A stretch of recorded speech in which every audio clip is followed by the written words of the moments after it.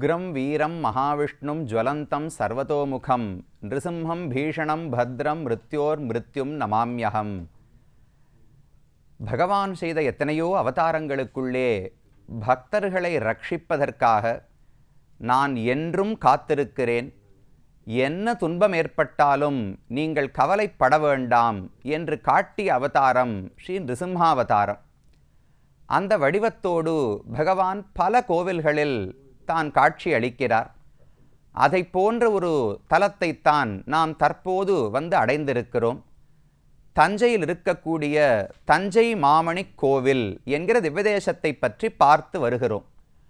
தஞ்சகன், தண்டகன், கஜமுகன் என்று 3 அரக்கர்கள் பகவானோடு சண்டைக்கு வந்தார்கள். அதில் முதலில் பகவான் தன்னுடைய சக்கராயுதத்தாலே தஞ்சகன் என்கிற அரக்கனை கொன்றார். அவனுடைய பெயராலேயே தஞ்சகனூர், தஞ்சை என்று இந்த ஊர் வழங்கப்படுகிறது என்று பார்த்தோம்.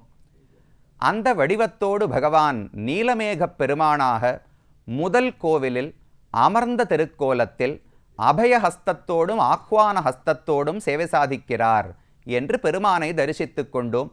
மிக அழகான வடிவம். தனக்கு 2 பக்கங்களில் ஸ்ரீதேவி தாயாரோடும் பூமிதேவி தாயாரோடும் பகவான் அமர்ந்த திருக்கோலத்திலே காட்சி அளிக்கிறார்.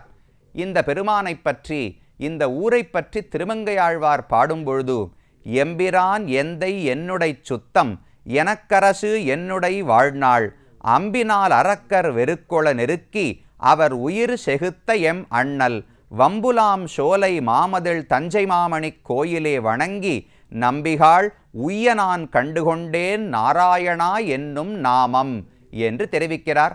இந்த ஊருக்கே வம்புலாம் சோலை என்று ஒரு பெயர் உண்டு. அழகான நறுமணம் மிகுந்த சோலைகளாலே சூழப்பட்டது. அந்த சோலைக்குள்ளே தஞ்சை மாமணி கோவிலே வணங்கி இந்த ஊரிலே வந்து பகவானை சேவித்து நம்பிகாள் உய்ய நான் கண்டுகொண்டேன் நாராயணா என்னும் நாமம், பகவானுடைய நாராயண நாமம் திரு 8 எழுத்து மந்திரத்தை நான் கற்றுக்கொண்டேன், அதனால் உஜ்ஜீவனமே அடைந்தேன். அதில் என்ன சொல்லப்படுகிறது?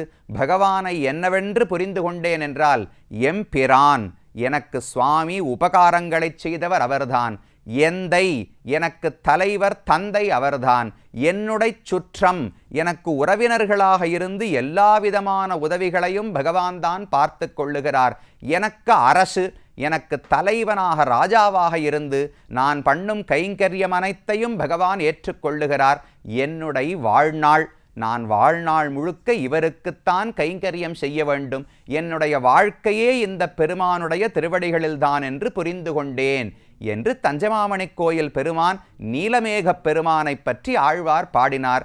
இது முதல் அரக்கனை அழித்தது. அடுத்தது கஜமுகன் என்று 2வது அரக்கன் இருந்தானே, அவன் ஒரு யானை வடிவத்தை எடுத்துக்கொண்டு பகவானோடு சண்டையிடுவதற்கு வந்தான். உடனே பகவானும் நரசிங்கப் பெருமானாக தஞ்சை ஆளி என்கிற பெயரோடு அழகான மூர்த்தியை எடுத்துக்கொண்டு அந்த யானை வடிவத்தில் வந்த கஜமுகனோடு சண்டையிட்டு அவனையும் இந்த இடத்திலேதான் கொன்றார். அவன் முக்தி கேட்டான். இந்த இடத்துல என்னை நீரே வந்து சம்ஹாரம் செய்திருக்கிறீர், எனக்கு முக்தி கொடுக்க வேண்டும் என்று அவர் கேட்க சரி என்று அந்த கஜமுகனுக்கும் முக்தி அளித்தார். 3வதாக தண்டகன் என்பவன், அந்த தண்டகனோடும் பகவான் சண்டையிடுவதற்கு அவன் தப்பித்து ஓடிப்போனான். 2 பேர் மரணமடைந்ததை பார்த்தவுடனே பயந்து போய் தண்டகன் நேர பாதாள உலகத்தை நோக்கி சென்று ஒளிந்து கொண்டான். அவனை பின்தொடர்ந்து செல்வதற்காக பகவான் வராகமூர்த்தியாக வடிவெடுத்து கொண்டு நேர பூமிக்குள்ள பிளந்து கொண்டு பாதாளம் வரை சென்று அந்த தண்டகனை தன்னுடைய கோரை பற்களாலே கிழித்து எறிந்தார். அவனை சம்ஹாரம் செய்துவிட்டு திரும்ப மேலே வருகிறார். வந்த இடம்தான் ஸ்ரீமுஷ்ணம் என்று சொல்லப்படுகிறது. மற்றும் ஒரு பிரசித்தமான கோயில், திவ்யதேசம் அல்ல, ஆனால் பிரசித்தமான அபிமான ஸ்தலம் ஸ்ரீமுஷ்ணம். பூவராக பெருமாள் அந்த இடத்துல தான் பூமியை கிழித்து கொண்டு வெளியில் வந்தாராம் இந்த தண்டகன் என்கிற அசுரனை கொன்றுவிட்டு. அதனால தான் தண்டகாரண்யம் என்று இந்த காட்டுக்கு, இந்த பகுதிக்கும் ஒரு பெயர் உண்டு. அப்படி 3 பெருமாள்கள். முதல் பெருமாள் நீலமேக பெருமாளை சேவித்து கொண்டோம். அடுத்த பெருமாள் மணிக்குன்ற பெருமாள் என்று சொல்லப்படுகிறார். மணி என்றால் உயர்ந்த நீலமணி, நீல ரத்தனம்னு வச்சுக்கோங்க. அதுவே ஒரு மலையளவுக்கு பெருசாக இருந்தால் எப்படி இருக்கும்? ரத்னம் என்பது விலை மதிப்பற்றது. ஒரு சின்ன வைரக்கல் ரத்தனக்கல்லுக்கே பல கோடி மதிப்பு இருக்கலாம். ஆனால் எவ்வளவு எளிமையாக இருக்குது பாருங்க. ஒரு ரத்தனக்கல்லை எடுத்து கொண்டு போக வேண்டும் என்றால் அதுக்கு என்ன பெரிய ரயில் வண்டியாக வேணும்? ஒரு சின்ன புடவையை எடுத்து நம்ம உத்திரியத்தை எடுத்து அதனுடைய தலைப்பில் முடிஞ்சு எடுத்துகிட்டு போயிடலாம் வைரத்தை. அதை போல பகவான் மணிக்குன்றம், ஒரு பெரிய மலையளவுக்கு ஒரு மணி ரத்தனம் இருந்தால் எப்படி இருக்கும்? அதை போல வடிவத்தோடு பகவான் இருக்கிறார். ஆனால் எவ்வளவு எளிமை! அவ்வளவு பெரியவராக இருந்தாலும் பக்தனுக்கு பணிந்தவனாக மிக எளிமையானவராக பகவான் காட்சி அளிக்கிறார். ஆழ்வாருடைய ஒரு அழகான பாசுரம். மாசரு சோதி என் செய்யவாய் மணிக்குன்றத்தை ஆசரு சீலனை ஆதிமூர்த்தியை நாடியே பாசரவைதி அறிவிழந்தெனாலயம் ஏசரும் ஊரவர் கவ்வை தோழி என் செய்யுமே என்று நம்மாழ்வார் பாடுகிறார். பகவானிடத்தில் ஆழ்வாருக்கு அளவு கடந்த அன்பு ஏற்பட்டு விட்டது. எப்படியாவது அவனை அடைய வேண்டும்னு ஆசை. மாசரு சோதி என் செய்யவாய் மணிக்குன்றத்தை, பகவான் மணிக்குன்றமாக ஒரு மணி, பெரிய நீலமணியே வடிவெடுத்தது போல் இருக்கார். செய்ய வாய், அழகான சிவப்பு வாய் மட்டும் இருக்கிறது. பார்த்தால் மாசரு சோதி, குற்றமே அற்றதான ஒளி பொருந்திய திருமேனியோடு பகவான் இருக்கிறாரே, அவரை பார்த்து நான் காதல் கொண்டு விட்டேன்.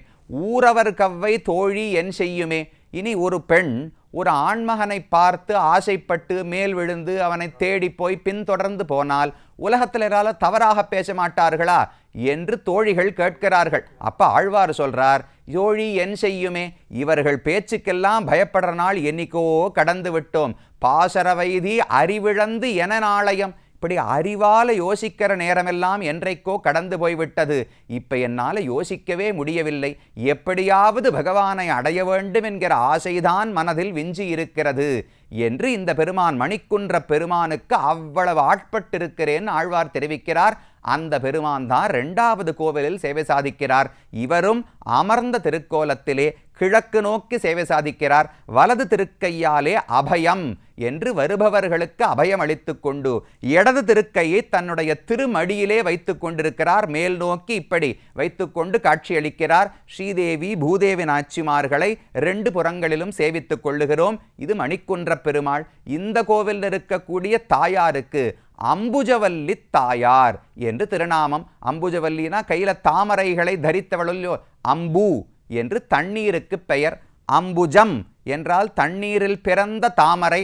அதை தன்னுடைய கைகளில் தரித்து கொண்டு எப்போதும் விளையாட்டுக்கான தாமரைகளோடு தாயார் காட்சி அளிக்கிறபடியாலே அம்புஜவல்லி தாயார் என்று தாயாருக்கு திருநாமம். இந்த ஊர் புஷ்கரணி. இந்த ஒவ்வொரு கோயிலுக்கும் புஷ்கரணி உண்டு. போன கோவிலுக்கும் ஒரு புஷ்கரணி பார்த்தோம். இந்த கோவில் புஷ்கரணிக்கு ஸ்ரீராம தீர்த்தம் என்று பெயர் சொல்லப்படுகிறது. விமானத்துக்கு மணிக்கூட விமானம். ஒரு உயர்ந்த மணி இருக்குன்னால் அதை அழகா ஒரு பெட்டிக்குள்ள வச்சு ரட்சித்து பாதுகாக்க வேண்டும் அல்லவா? அதை போல மணிக்குன்ற பெருமானை ரட்சிப்பதற்காகவே மணிக்கூடம் என்கிற பெயரோடு அழகான விமானத்தையும் இந்த இடத்துல சேவித்துக் கொள்ளுகிறோம். இந்த பெருமானுக்கு ஆடி மாசத்திலே எண்ணெய் காப்பு உற்சவம் நடைபெறுகிறது. அதே போல பங்குனி உத்திர நன்னாள் அன்றுதான் இந்த பெருமானுக்கு தீர்த்தவாரி. தஞ்சாவூருக்கு வந்தீங்கனால் பங்குனி உத்தரத்தன்னைக்கு இங்கே தீர்த்தவாரி சேவிச்சுக்கலாம். இங்கேருந்து ஒரு 2 மணி நேரம் போனால் ஸ்ரீரங்கம் வந்துடும். ஸ்ரீரங்கத்தில் பங்குனி உத்தரத்துக்கு தாயாருக்கும் பெருமானுக்கும் சேர்த்தி உற்சவம் நடைபெறுகிறது. சேர்த்தி உற்சவத்தை எல்லாரும் போகிறோம். உலகமே வந்து தரிசிக்கிறது. அதே நாளன்று தான் இந்த ஊரிலே பகவானுக்கு தீர்த்தவாரி பிரம்மோற்சவம் நடைபெறுகிறது, முடிவடைகிறது. அதையும் வந்து பக்தர்கள் கண்டிப்பாக சேவிக்க வேண்டும். இது 2வது கோவில். மணிக்குன்ற பெருமானை சேவித்துக் கொண்டோம். அடுத்தது 3வது வீரசிங்க பெருமாள் என்கிற திருநாமத்தோடு நரசிம்ம பெருமானாகவே காட்சி அளிக்கிறார். ரொம்ப ஒய்யாரமா அமர்ந்திருப்பார். நரசிம்மர்னு சொன்னா பொதுவாக யோக நரசிம்மர், வீர நரசிம்மர் இப்படியெல்லாம் சேவிச்சிருக்கோமோ இல்லையோ. இந்த கோயிலில் பெருமாளை சேவிச்சினால் ஒரு திருவடியை அப்படி லேசாக மடிச்சுன்னு இருப்பார். இன்னொரு வலது திருவடியை தூக்கி ஒரு கல்லுக்கு மேலே வைத்து கொண்டிருப்பார். இடது கை இடது திருவடிக்கு மேலே முட்டிக்கு மேலே இருக்கும். வலது திருவடி இப்படி வலது முட்டிக்கு மேலே இருக்கும். ரொம்ப ஒய்யாரமாக ஹிரண்யனை அழித்து விட்டு பக்தர்களுக்கு அருள் பாலிப்பதற்கு பெரிய வடிவம். மேல் திருக்கைகளில் 2 சக்கரங்களை பிடித்து கொண்டு கீழ் 2 திருக்கைகளை தன்னுடைய முட்டிகளுக்கு மேலே வைத்து கொண்டு 2 பக்கம் ஸ்ரீதேவி பூதேவி நாச்சிமார்களோடு நரசிம்ம பெருமானாக சேவை சாதிக்கிறார். பள்ளியிலோதி வந்ததன் சிறுவன் வாயிலோர் 1000 நாமம் ஒள்ளியவாகிப் போத ஆங்கதனு கொன்னுமோர் பொறுப்பிரனாகி பிள்ளையைச் சீறி வெகுண்டு தூண்படைப்ப தெள்ளிய சிங்கம் ஆகிய தேவை திருவல்லிக்கேணி கண்டேனே என்று திருமங்கையாழ்வார் பாடுகிறார். தெள்ளிய சிங்கம் ஆகிய தேவு, தெளிவான ஞானத்தோடு தன் பக்தனை ரட்சிப்பதற்கான சரியான நேரத்தை காத்திருந்தார். வந்து பிறந்து ஹிரண்யாக்ஷன் ஹிரண்யகசிபுவை கொன்று அவன் மார்பை கிழித்து அதற்கு பிறகு பிரஹ்லாதனுக்கு அருள் புரிந்திருந்தார் அல்லவா, அந்த அழகான வடிவத்தோடு நரசிம்ம பெருமானை, ரொம்ப புதிய வடிவம், எப்பவும் ரொம்ப அடக்கமான வடிவத்தோடு கோபமான வடிவத்தோடு நரசிம்மரை சேவிச்சிருப்போம். இந்த ஊரில் பகவான் ஆனந்தமா நரசிம்மமூர்த்தியாக எழுந்தருளி இருக்கிறார். உற்சவருக்கு ஸ்ரீமன் நாராயணன் என்றே திருநாமம் வழங்கப்படுகிறது. தாயாருக்கு தஞ்சை நாயகி என்று திருநாமம். அப்ப தஞ்சை நாயகி தாயாரோடு சேர்ந்த வீரசிங்கப் பெருமாள். இந்த கோயில் புஷ்கரணிக்கு சூரிய புஷ்கரணி என்று திருநாமம். விமானத்துக்கு வேத சுந்தர விமானம் என்று திருநாமம் வழங்கப்படுகிறது. வேதம் நமக்கெல்லாம் பகவானை காட்டி கொடுக்கக்கூடிய நூல். அந்த வேதத்தில் சொல்லப்பட்ட அழகன் யாரு, சுந்தரன் யாரு? ஏன் சுவாமி, நரசிம்ம பெருமான யாரான அழகன்னு சொல்லுவாளா? வேதசுந்தர பெருமாள்னு வேற யாருக்கான்னு சொன்னாலான்னு சரி, வேதசுந்தர விமானம் நரசிம்மனுக்கு எப்படி ஒட்டும்னால், நாரசிம்ம வபுகு ஸ்ரீமான் என்று சஹஸ்ரநாமத்தில் சொல்கிறோமோ இல்லையோ, நரசிம்ம வபுகு ஸ்ரீமான் கேசவ புருஷோத்தமஹான்னு. நரசிம்மனாக பகவான் பிறந்த போதே ஸ்ரீமான், இப்படி ஒரு அழகை யாருமே சேவிச்சது கிடையாது. தனியாக மனுஷ உடலை பார்த்துருக்கோம், தனியாக சிங்கத்தின் உடலை பார்த்துருக்கிறோம். ரெண்டையும் கலந்த ஒரு அழகை யாருமே பார்த்தது கிடையாது. இப்போது தனியாக பால் சாப்பிட்றோம், தனியாக சர்க்கரை சாப்பிட்றோம், ரெண்டுத்தையும் சேர்த்து சாப்பிட்டு பாருங்க, ரொம்ப நன்னா இருக்கும். அது ஒரு தனி சுவையை கொடுக்கும் அல்லவா. அதுக்கப்புறம் தனியாக பாலை சாப்பிடணும்னு சொன்னால் நமக்கு பால் இறங்கவே இறங்காது கழுத்தில், அதில் கொஞ்சம் சர்க்கரை போட்டால் நன்னா இருக்குமேன்னு தோணும். அதை போல நரசிம்ம பெருமானாக வேதசுந்தர விமானத்துக்கு அடியிலே சேவை சாதிக்கிறார் திருமங்கையாழ்வார். அந்த பெருமானை பாடும்போது, என் செய்கேன் அடியேன் உரையீர் இதற்கு என்னும் என் மனத்தே இருக்கும் புகழ் தஞ்சை ஆழியை பொன்பெயரோன் நெஞ்சம் அன்று இடந்தவனை என்று பாடுகிறார். பொன் பெயரோன், பொன்னுக்கு சம்ஸ்கிருதத்தில் ஹிரண்யம்னு பெயர். அப்ப ஹிரண்யகசிபுவைத்தான் பொன் பெயரோன், பொன் என்கிற பெயரை உடையவன் தெரிவிக்கிறார். அவனுடைய நெஞ்சத்தை இழந்தவனான பெருமான் தஞ்சை ஆழியை, அவர் எங்க இருக்கிறார்? என் மனத்தே இருக்கும் புகழ் தஞ்சை ஆழியை. என் மனசை விட்டு பகவான் அகல்வதே கிடையாது, எப்போதும் என் மனதிலே இருக்கிறார். என் செய்கேன் அடியேன், அப்ப நான் இனி செய்வதற்கு என்ன இருக்கிறது என்று திருமங்கையாழ்வார் இந்த பெருமானை பற்றி பாடுகிறார். அப்ப இந்த திவ்யதேசத்தில் 3 எம்பெருமான்கள். திருமங்கையாழ்வார் மங்களாசாசனம் பார்த்தோம், அதோடு கூட பூதத்தாழ்வார் ஒரே ஒரு பாசுரம், ஒரே ஒரு வார்த்தை, அதில் இந்த கோவிலுக்கு மங்களாசாசனம் பாடுகிறார்.